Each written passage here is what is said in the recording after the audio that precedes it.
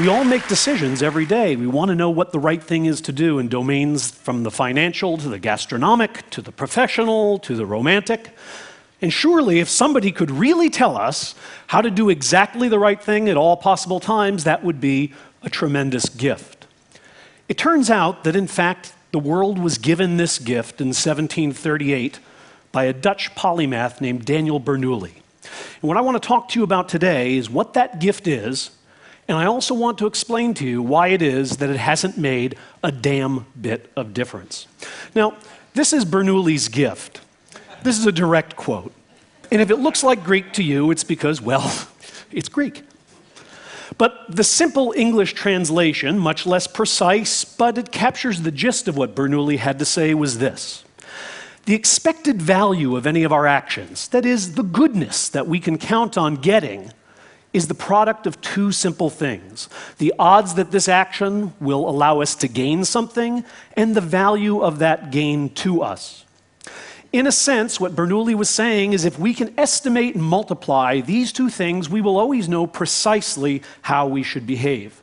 Now, this simple equation, even for those of you who don't like equations, is something that you're quite used to. Here's an example. If I were to tell you, let's play a little coin toss game, and I'm going to flip a coin, and if it comes up heads, I'm going to pay you $10, but you have to pay $4 for the privilege of playing with me, most of you would say, sure, I'll take that bet, because you know that the odds of you winning are 1/2. The gain, if you do, is $10. That multiplies to 5, and that's more than I'm charging you to play. So the answer is yes. This is what statisticians technically call a damn fine bet.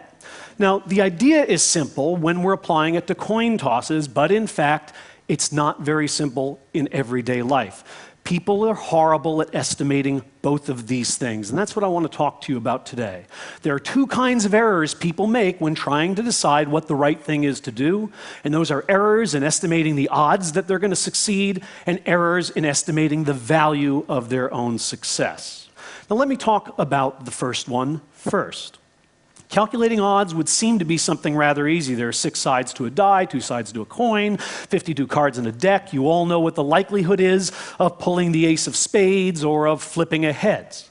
But as it turns out, this is not a very easy idea to apply in everyday life. That's why Americans spend more, I should say, lose more gambling than on all other forms of entertainment combined. The reason is, this isn't how people do odds. The way people figure odds requires that we first talk a bit about pigs. Now, the question I'm going to put to you is whether you think there are more dogs or pigs on leashes observed in any particular day in Oxford. And of course, you all know that the answer is dogs. And the way you know that the answer is dogs is you quickly reviewed in memory the times you've seen dogs and pigs on leashes. It was very easy to remember seeing dogs, not so easy to remember pigs, and each one of you assumed that if dogs on leashes came more quickly to your mind, then dogs on leashes are more probable. That's not a bad rule of thumb, except when it is. So, for example, here's a word puzzle. Are there more 4-letter English words with R in the third place or R in the first place? Well, you check memory very briefly, make a quick scan, and it's awfully easy to say to yourself, ring, rang, rung, and very hard to say to yourself, bear, park. They come more slowly. But in fact, there are many more words in the English language with R in the third than the first place. The reason words with R in the third place come slowly to your mind isn't because they're improbable, unlikely, or infrequent. It's because the mind recalls words by their first letter. You kind of shout out the sound, and the word comes. It's like the dictionary. It's hard to look things up by the third letter. So this is an example of how this idea that the quickness with which things come to mind can give you a sense of their probability, how this idea can lead you astray. It's not just puzzles, though. For example, when Americans are asked to estimate the odds that they will die in a variety of interesting ways, these are estimates of number of deaths per year per 200 million US citizens. And these are just ordinary people like yourselves who are asked to guess how many people die from tornado, fireworks, asthma, drowning, etc. Compare these to the actual numbers. Now you see a very interesting pattern here, which is, first of all, 2 things are vastly overestimated, namely tornadoes and fireworks. 2 things are vastly underestimated, dying by drowning and dying by asthma. Why? When was the last time you picked up a newspaper and the headline was, "Boy dies of asthma"? It's not interesting because it's so common. It's very easy for all of us to bring to mind instances of news stories or newsreels where we've seen tornadoes devastating cities, or some poor schmuck who's blown his hands off with a firework on the 4th of July. Drownings and asthma deaths don't get much coverage. They don't come quickly to mind, and as a result, we vastly underestimate them. Indeed, this is kind of like the Sesame Street game of which thing doesn't belong. And you're right to say it's the swimming pool that doesn't belong, because the swimming pool is the only thing on this slide that's actually very dangerous. The way that more of you are likely to die than the combination of all three of the others you see on this slide. The lottery is an excellent example, of course, an excellent test case of people's ability to compute probabilities. And economists, forgive me for those of you who play the lottery, but economists, at least among themselves, refer to the lottery as a stupidity tax, because the odds of getting any payoff by investing your money in a lottery ticket are approximately equivalent to flushing the money directly down the toilet, which, by the way, doesn't require that you actually go to the store and buy anything. Why in the world would anybody ever play the lottery? Well, there are many answers, but one answer surely is we see a lot of winners, right? When this couple wins the lottery, or Ed McMahon shows up at your door with this big giant check. How the hell do you cash things that size? I don't know. We see this on TV, we read about it in the paper. When was the last time that you saw extensive interviews with everybody who lost?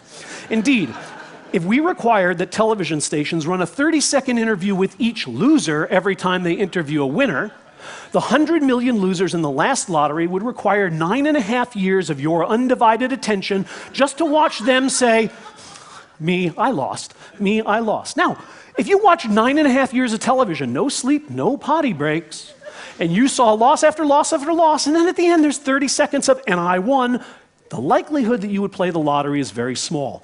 Look, I can prove this to you. Here's a little lottery. There's 10 tickets in this lottery. 9 of them have been sold to these individuals. It costs you $1 to buy the ticket, and if you win, you get $20. Is this a good bet? Well, Bernoulli tells us it is. The expected value of this lottery is $2. This is a lottery in which you should invest your money. And most people say, "Okay, I'll play."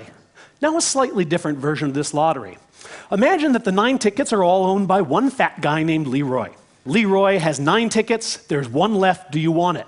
Most people won't play this lottery. Now you can see the odds of winning haven't changed, but it's now fantastically easy to imagine who's going to win. It's easy to see Leroy getting the check, right? You can't say to yourself, "I'm as likely to win as anybody," because you're not as likely to win as Leroy.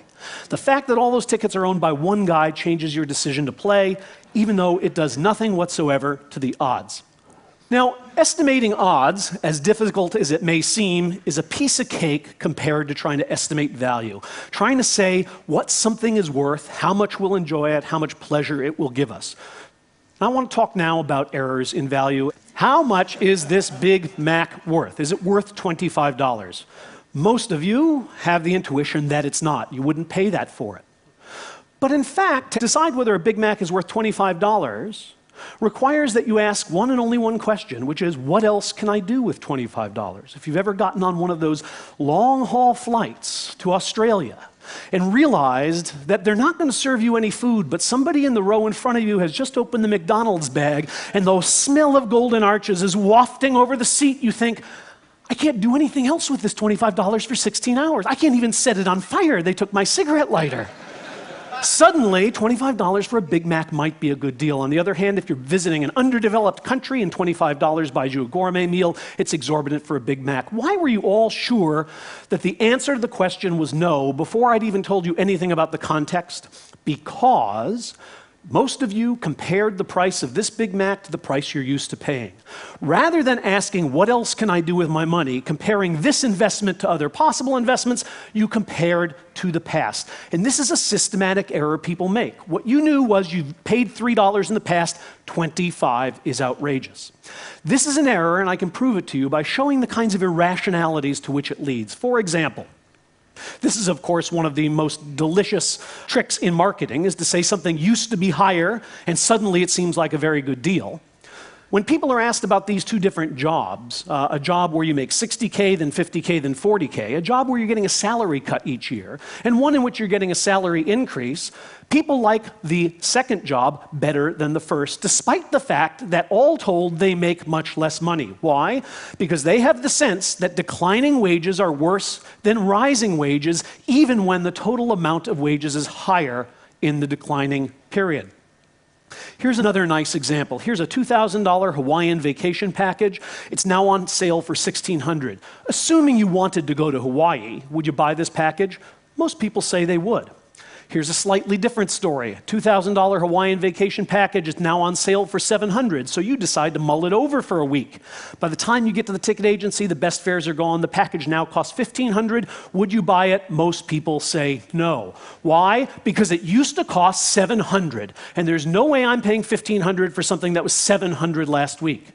This tendency to compare to the past is causing people to pass up the better deal. In other words, a good deal that used to be a great deal is not nearly as good as an awful deal that was once a horrible deal. Here's another example of how comparing to the past can befuddle our decisions. Imagine that you're going to the theater. You're on your way to the theater. In your wallet, you have a ticket for which you paid $20. You also have a $20 bill.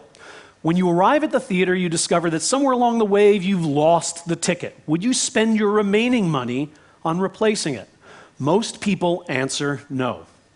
Now, let's just change one thing in this scenario. You're on your way to the theater, and in your wallet, you have two $20 bills. When you arrive, you discover you've lost one of them. Would you spend your remaining $20 on a ticket? People say, well, of course, I went to the theater to see the play. What does the loss of $20 along the way have to do? Now, just in case you're not getting it, here's a schematic of what happened, okay? Along the way, you lost something. In both cases, it was a piece of paper. In one case, it had a US president on it. In the other case, it didn't. What the hell difference should it make? The difference is that when you lost the ticket, you say to yourself, I'm not paying twice for the same thing. You compare the cost of the play now, $40, to the cost that it used to have, $20, and you say it's a bad deal. Comparing with the past causes many of the problems that behavioral economists and psychologists identify in people's attempts to assign value. But even when we compare with the possible instead of the past, we still make certain kinds of mistakes. And I'm going to show you one or two of them. One of the things we know about comparison, that when we compare one thing to the other, it changes its value. So in 1992, this fellow, George Bush, for those of us who were kind of on the liberal side of the political spectrum, didn't seem like such a great guy. Suddenly, we're almost longing for him to return. The comparison changes how we evaluate him. Now, retailers knew this long before anybody else did, of course, and they used this wisdom to help you spare you the undue burden of money. And so a retailer, if you were to go into a wine shop and you had to buy a bottle of wine and you see them here for $8, $27, and $33, what would you do? Most people don't want the most expensive, they don't want the least expensive, so they will opt for the item in the middle. If you're a smart retailer, then you will put a very expensive item that nobody will ever buy on the shelf, because suddenly the $33 wine doesn't look as expensive in comparison. So I'm telling you something you already knew, namely that comparison changes the value of things. Here's why that's a problem. The problem is that when you get that $33 bottle of wine home, it won't matter what it used to be sitting on the shelf next to. The comparisons we make when we are appraising value, when we are praising value, when we're trying to estimate how much we'll like things, are not the same comparisons we'll be making when we consume them. This problem of shifting comparisons can bedevil our attempts to make rational decisions. Let me just give you an example. I have to show you something from my own lab, so let me sneak this in. These are subjects coming to an experiment to be asked the simplest of all questions. How much will you enjoy eating potato chips 1 minute from now? They're sitting in a room with potato chips in front of them. For some of the subjects, sitting in the far corner of a room is a box of Godiva chocolates, and for others is a can of Spam.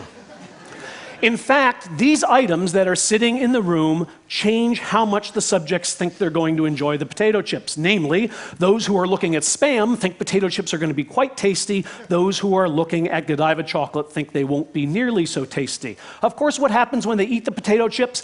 Well, look, you didn't need a psychologist to tell you that when you have a mouthful of greasy, salty, crispy, delicious snacks, what's sitting in the corner of the room makes not a damn bit of difference to your gustatory experience. Nonetheless, their predictions are perverted by a comparison that then does not carry through and change their experience. You've all experienced this yourself, even if you've never come into our lab to eat potato chips. So here's a question.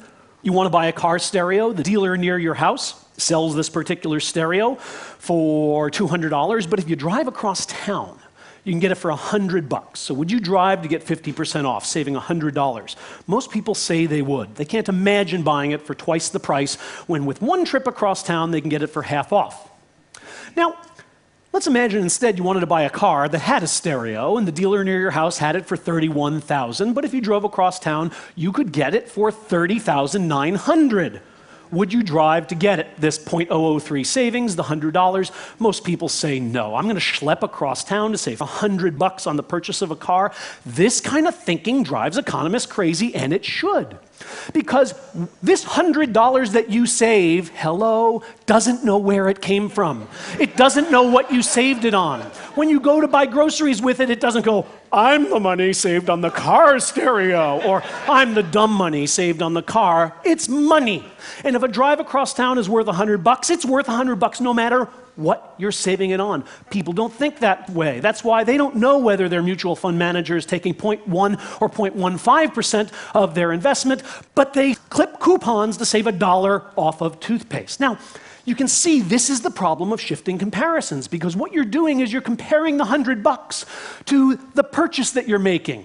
But when you go to spend that money, you won't be making that comparison. You've all had this experience. If you're an American, for example, you've probably traveled in France, and at some point you may have met a couple from your own hometown, and you thought, oh my God, these people are so warm. They're so nice to me. I mean, compared to all these people who hate me when I try to speak their language and hate me more when I don't, these people are just wonderful. And so you tour France with them, and then you get home and you invite them over for dinner, and what do you find? Compared to your regular friends, they are boring and dull, right? Because in this new context, the comparison is very, very different. In fact, you find yourself disliking them enough almost to qualify for French citizenship. Now, you have exactly the same problem when you shop for a stereo. You go to the stereo store, you see two sets of speakers, these big boxy monoliths, and these little sleek speakers, and you play them and you go, you know, I do hear a difference. The big ones sound a little better. And so you buy them and you bring them home and you entirely violate the decor of your house. And the problem, of course, is that this comparison you made in the store is a comparison you will never make again. What are the odds that years later you'll turn on the stereo and go, sounds so much better than those little ones, which you can't even remember hearing? The problem of shifting comparisons is even more difficult when these choices are arrayed over time. People have a lot of trouble making decisions about things that will happen at different points in time. And what psychologists and behavioral economists have discovered is that by and large, people use two simple rules. So let me give you one very easy problem, a second very easy problem, and then a third hard problem. Here's the first easy problem. You can have $60 now or $50 now, which would you prefer? This is what we call a one-item IQ test, okay? All of us, I hope, prefer more money, and the reason is we believe more is better than less. Here's the second problem. You can have $60 today or $60 in a month. Which would you prefer? Again, an easy decision because we all know that now is better than later. What's hard in our decision-making is when these two rules conflict. For example, when you're offered $50 now or $60 in a month. This typifies a lot of situations in life in which you will gain by waiting, but you have to be patient. What do we know? What do people do in these kinds of situations? Well, by and large, people are enormously impatient. That is, they require interest rates in the hundred or thousands of percents in order to delay gratification and wait until next month for the extra $10. Maybe that isn't so remarkable, but what is remarkable is how easy it is to make this impatience go away by simply changing when the delivery of these monetary units will happen. Imagine that you can have $50 in a year, that's 12 months, or $60 in 13 months. What do we find now? People are gladly willing to wait. As long as they're waiting 12, they might as well wait 13. What makes this dynamic inconsistency happen? Comparison, troubling comparison. Let me show you. This is just a graph showing the results that I just suggested you would show if I gave you time to respond, which is people find that the subjective value of 50 is higher than the subjective value of 60 when they'll be delivered in now or in 1 month respectively, a 30-day delay, but they show the reverse pattern when you push the entire decision off into the future a year. Now, why in the world do you get this pattern of results? These guys can tell us. What you see here are two lads, one of them larger than the other, the fireman and the fiddler. They are going to recede towards the vanishing point in the horizon, and I want you to notice two things. At no point will the fireman look taller than the fiddler. No point. However, the difference between them seems to be getting smaller. First it's an inch in your view, then it's a quarter inch, then a half inch, and then finally they go off the edge of the earth.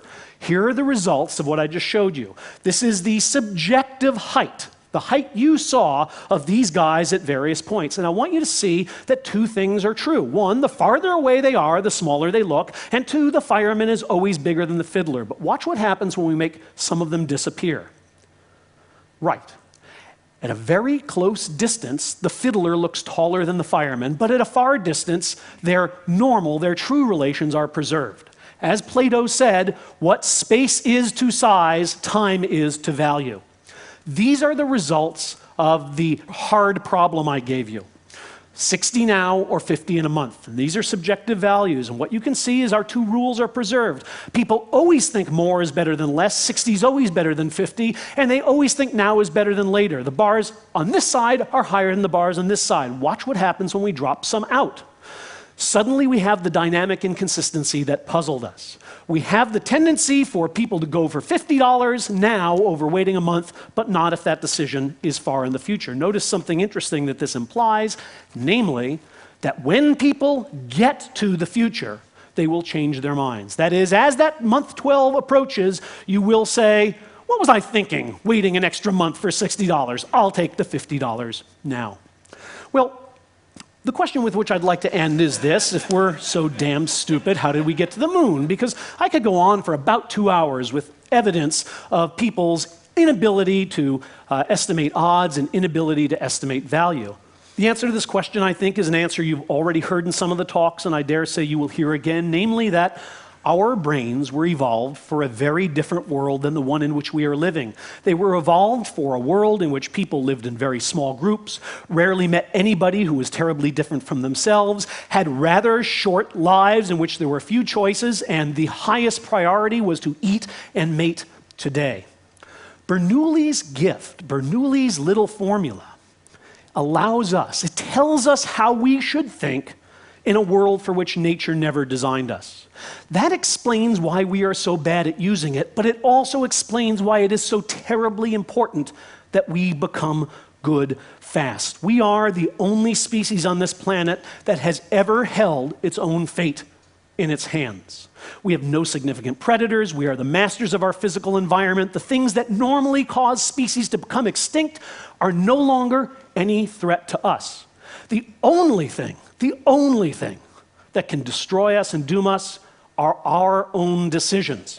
If we're not here in 10,000 years, it's going to be because we could not take advantage of the gift given to us by a young Dutch fellow in 1738, because we underestimated the odds of our future pains and overestimated the value of our present pleasures. Thank you.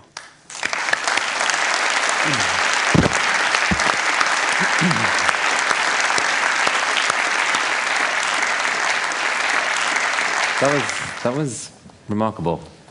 We have time for some questions for Dan Gilbert. 1 and 2. Bill Liao, would you say that this mechanism is in part how terrorism actually works to frighten us? And is there some way that we could counteract that? I actually was consulting recently with the Department of Homeland Security, which generally believes that American security dollars should go to making borders safer. I tried to point out to them that terrorism was a name based on people's psychological reaction to a set of events, and that if they were concerned about terrorism, they might ask what causes terror and how can we stop people from being terrified, but in addition to stopping the atrocities that we're all concerned about. Surely the kinds of a play that at least American media give to, and forgive me, but in raw numbers, these are very tiny accidents. We already know, for example, in the United States, that more people have died as a result of not taking airplanes because they're scared and driving on highways than were killed in 9/11. Okay? If I told you that there was a plague that was going to kill 15,000 Americans next year, you might be alarmed if you didn't find out it was the flu. These are small-scale accidents, and we should be wondering whether they should get the kind of play, the kind of coverage that they do. Surely that causes people to overestimate the likelihood that they'll be hurt in these various ways and gives power to the very people who want to frighten us. I'd like to hear more on this. So you're saying that our response to terror is, I mean, it's a form of mental bug. Talk more about it. It's outsized. I mean, look, if Australia disappears tomorrow, terror is probably the right response. That's an awful large lot of very nice people. On the other hand, when a bus blows up and 30 people are killed, more people than that were killed by not using their seatbelts in the same country. Is terror the right response? What causes the bug? Is it the drama of the event, that it's so spectacular? Is it the fact that it's an intentional attack by, quote, outsiders? What is it? Yes. It's a number of things, and you hit on several of them. First, it's a human agent trying to kill us. It's not a tree falling on us by accident. Second, these are enemies who may want to strike and hurt us again. People are being killed for no reason instead of good reason, as if there's good reason, but sometimes people think there are. So there are a number of things that together make this seem like a fantastic event. But let's not play down the fact that newspapers sell when people see something in it they want to read. So there's a large role here played by the media who want these things to be as spectacular as they possibly can. I mean, what would it take to persuade our culture to downplay it? Well, go to Israel. Go to Israel and a mall blows up and then everybody's unhappy about it, and an hour and a half later, at least when I was there, and I was 150 feet from the mall when it blew up, I went back to my hotel, and the wedding that was planned was still going on. And as the Israeli mother said, we never let them win by stopping weddings. I mean, this is a society that's learned, and there are others too, that has learned to live with a certain amount of terrorism and not be quite as upset by it, shall I say, as those of us who've not had many terror attacks. But is there a rational fear that actually the reason we're frightened about this is because we think that the big one is to come? Yes, of course. So if we knew that this was the worst attack there would ever be, there might be more and more buses of 30 people, we would probably not be nearly so frightened. I don't want to say, please, I'm going to get quoted somewhere as saying terrorism is fine and we shouldn't be so distressed. That's not my point at all. What I'm saying is that surely rationally, our distress about things that happen, about threats, should be roughly proportional to the size of those threats and threats to come. I think in the case of terrorism, it isn't. And many of the things we've heard about from our speakers today, how many people do you know got up and said, poverty, I can't believe what poverty is doing to this. People get up in the morning, they don't care about poverty. It's not making headlines, not making news, it's not flashy, there are no guns going off. I mean, if you had to solve one of these problems, Chris, which would you solve, terrorism or poverty? That's a tough one. Yeah, there's no question. Poverty by an order of magnitude, a huge order of magnitude, unless someone can show that there's, terrorists with a nuke are really likely to come. The latest I've read, seen, thought is that it's incredibly hard for them to do that. If that turns out to be wrong, we all look silly. But no, poverty, even if that were true, still more people will die from poverty.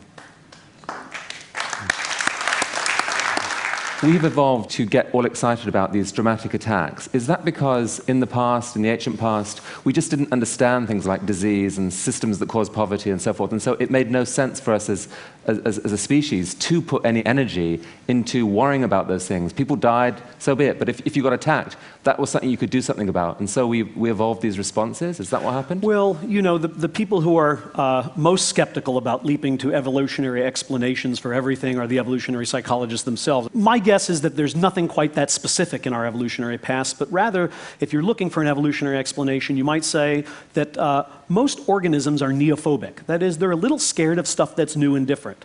And there's a good reason to be, because old stuff didn't eat you. Right? Any animal you see that you've seen before is less likely to be a predator than one that you've never seen before. So, when a school bus is blown up and we've never seen this before, our general tendency to orient towards that which is new and novel, I think, is activated. I don't think it's quite as specific a mechanism as the one you alluded to, but maybe a more fundamental one underlying it. Jay Walker. Economists love to talk about the stupidity of people who buy lottery tickets, but I suspect you're making the exact same error you're accusing those people of, which is the error of value. I know because I've interviewed about 1,000 lottery buyers over the years. It turns out that the value of buying the lottery ticket is not winning. That's what you think it is. All right? The average lottery buyer buys about 150 tickets a year, so the buyer knows full well that he or she is going to lose, and yet she buys 150 tickets a year. Why is that? It's not because she is stupid or he is stupid. It's because the anticipation of possibly winning releases serotonin in the brain and actually provides a good feeling until the drawing indicates you've lost. Or to put it another way, for the dollar investment, you can have a much better feeling than flushing the money down the toilet, which you cannot have a good feeling from. Now, economists tend to economists tend to view the world through their own lenses, which is, this is just a bunch of stupid people. And as a result, many people look at economists as stupid people. And so fundamentally, the reason we got to the moon is we didn't listen to the economists. Thank you very much.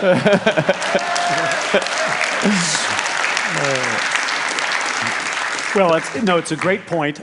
It remains to be seen whether the joy of anticipation is exactly equaled by the amount of disappointment after the lottery. Because remember, people who didn't buy tickets don't feel awful the next day either, even though they don't feel great during the drawing. I would disagree that people know they're not going to win. I think they think it's unlikely, but it could happen, which is why they prefer that to the flushing.